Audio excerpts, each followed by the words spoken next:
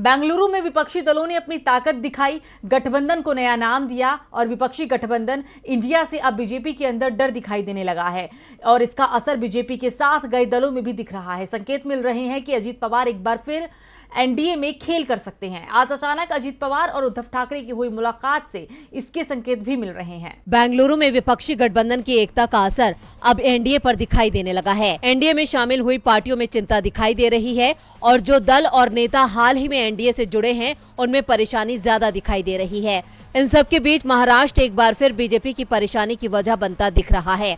राज्य में दिलचस्प सियासी तस्वीर सामने आई है। एनसीपी में टूट के बाद उद्धव ठाकरे ने पहली बार अजीत पवार से मुलाकात की। इस मुलाकात के दौरान पूर्व मंत्री आदित्य ठाकरे भी अपने पिता के साथ मौजूद थे। मुलाकात की तस्वीरों ने सबका ध्यान अपनी तरफ खींच लिया। इस मुलाकात के बाद उद्धव ठाकरे ने कहा, मैंने उनसे राज्य और लोगों के लिए अच्छा काम करने को कहा है।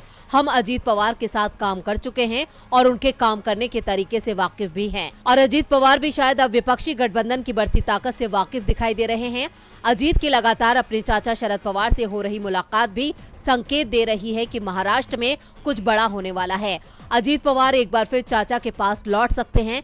इसके संकेत महाराष्ट्र विधानसभा से ही मिल रहे हैं और अजीत पवार दावा कर रहे थे कि एनसीपी के 53 विधायकों में से 42 उनके साथ हैं।